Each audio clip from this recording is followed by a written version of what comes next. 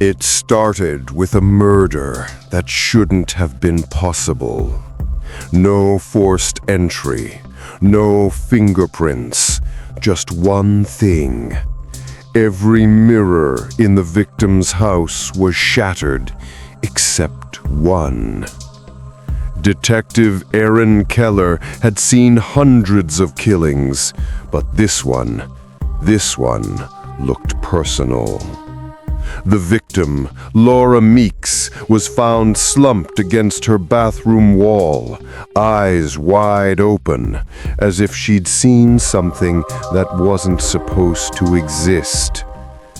On the mirror, written backward in red lipstick, "You shouldn't have looked." That night, Aaron sat in his dim apartment reviewing crime scene photos under the flicker of a dying lamp. The reflection in his screen seemed delayed, like he was watching himself half a second in the past. He blinked. The reflection didn't. He rubbed his eyes, shaking it off. Too little sleep, too much whiskey. But when he stood up and looked into his bathroom mirror, his reflection was still sitting. Over the next few days, more bodies appeared. Each victim had a mirror near them, each message scrawled backward. Each time, the killer knew intimate details only Aaron should have known. The captain began to suspect him, gently at first, then aggressively. Aaron laughed bitterly. "You think I'm killing them through a damned mirror?" But even as he said it, he wasn't sure anymore. Maya Voss, the tech assigned to the case, began connecting the scenes. Reflections in phone screens, store windows, even puddles. She noticed that every recording of Aaron showed a flicker, a second face smiling faintly behind him. She told him she was worried, that maybe he needed to rest. Aaron stared at her through his rear-view mirror. For a moment, she wasn't there, just a blank seat.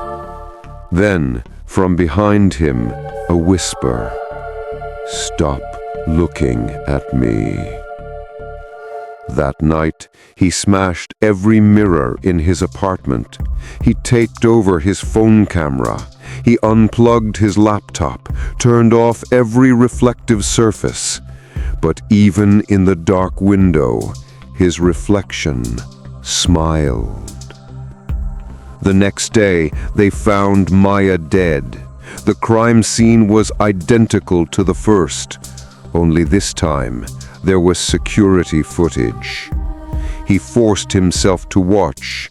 He saw Maya sitting at her desk, typing. Then the lights flickered, and there, in the reflection of her computer screen, he appeared, Aaron Keller, grinning. He watched himself lift the knife. He watched the reflection walk forward as the real Maya screamed. Then, static. When the lights came back on, her screen was cracked, and Aaron's face froze mid-smile. He drove out of town that night, unable to breathe. He stopped at a roadside motel, hand shaking, blood still under his nails from smashing the glass earlier. He looked into the bathroom mirror, whispering, "If you're real, come out." The lights flickered, and his reflection didn't wait this time. It stepped forward. He woke up days later, or thought he did. The room was the same, but the walls felt reversed. His badge number read backward. His left hand was now his right. When he walked outside, the world looked familiar, but everyone walked wrong, talked in reverse, smiled too wide. A passing car reflected his face in its window. It wasn't his anymore. The news later reported that Detective Aaron Keller was found dead in his apartment. They said it looked self-inflicted, but in the mirror behind his body, his reflection was standing up. Subscribe for more terrors.